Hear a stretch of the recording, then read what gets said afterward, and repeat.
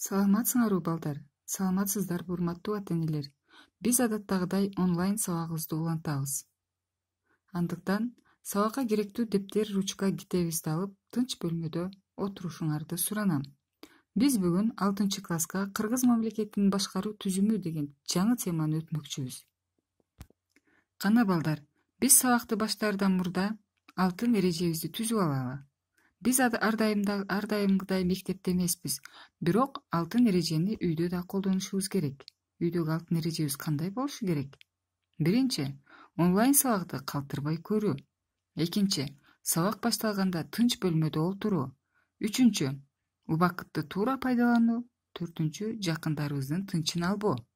Мына балдар, көрдүңөрбү, силер бул алтын эрежени үй бүлөдө колдонушуңар керек. Биз алтын эреже менен тааныштык. Эми биз сабактын максаты менен таанышалы. Биринчи, тема боюнча жаңы түшүнүк алышат. Экинчи, тарыхый маалыматка ээ болуу менен түшүнүктөрүн кеңейтишет. Үчүнчү, тарыхый мезгилдүүлүктү баалай алышат. Кыргыз мамлекетинин башкаруу түзүмү.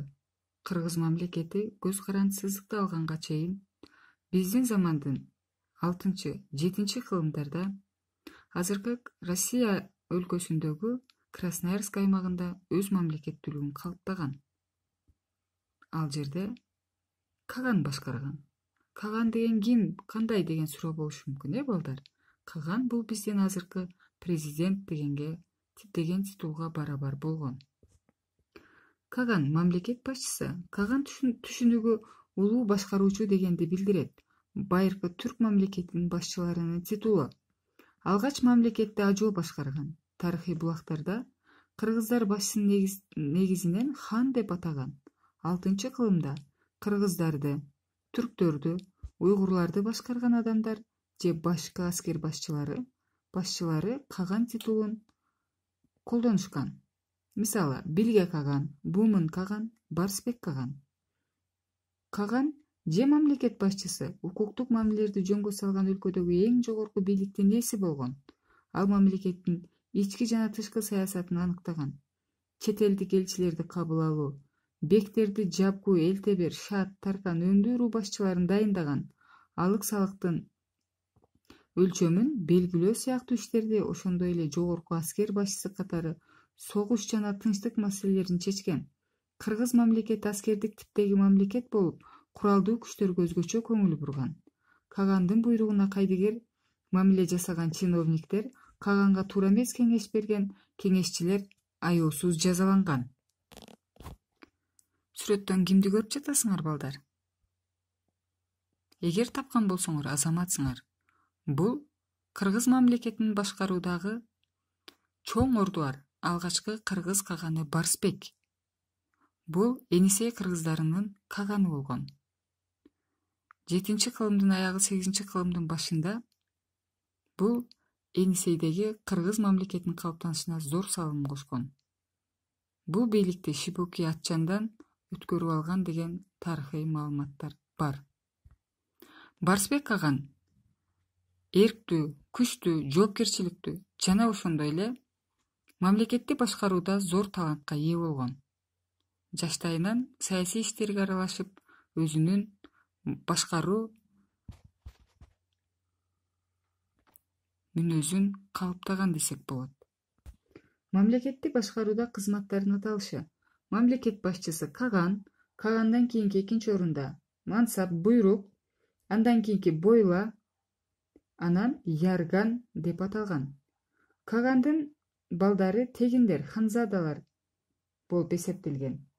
Алар бардык мүмкүнчүлүктөрүн каганаттын кызыкчылыктарына багыттаган. Адал, ак кызмат өтөөгө милдеттүү болушкан. Борбордук бийликке жергиликтүү бийлик ээлери баш ийген. Алар өздөрүнө тиешелүү аймактарды башкарууга бардык маселелер боюнча Кагандын алдында кеп башы менен жооп берген. Мамлекеттик казынага кол салган чиновниктер өлүм жазасына тартылган. Мамлекет 6 уруу бирикмесинен турган. Ал 6 бутун деп аталган. Алардын ар бирин бектер башкарган.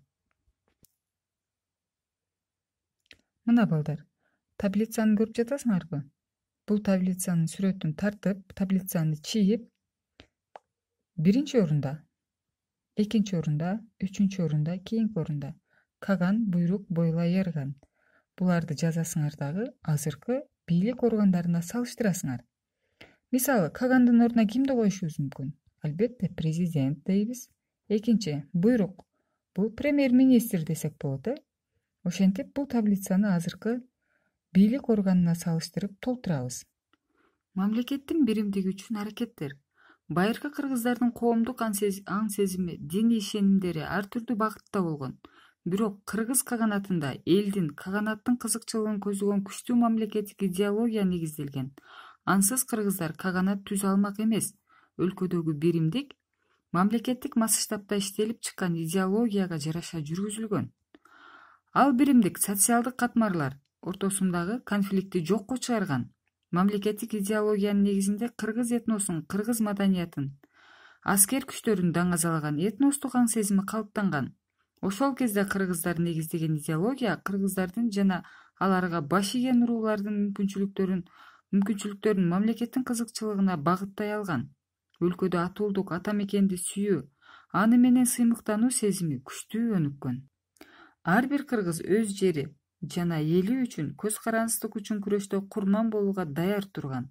Кыргыздар мамлекет башчысына ак кызмат өтөөнү башкы милдет катары эсептеген. Өз кезегинде эл башчылары элдин биримдигин чыңдоо, мамлекеттин эркиндигин сактоо үчүн жан аябай күч жумшашкан. Көрдүңөрбү балдар? Бул бизден канча кылым өтсө дагы кыргыз мамлекетинин башкаруу түзүмү бул эңсейде калыптанган. Булар мамлекетти өнүктүрүү үчүн ар түрдүү идеологияны колдоно алышкан. Мына балдар, көрдүңөрбү? Биз кыргыз мамлекетин башкаруу түзүмү боюнча маалымат алдык. Сабакты бышыктоо үчүн тапшырма. Мамлекет башчы кандай укуктарга ээ болгон? Кыргыз мамлекетинин биримдиги кандайча чыңалган? Теманы толук окуп, буну конспект кылып, бул бышыктоо үчүн суроолорго жооп табып, менин WhatsApp номериме жөнөтүшүңөрдү суранам. Саламатта, галгыла.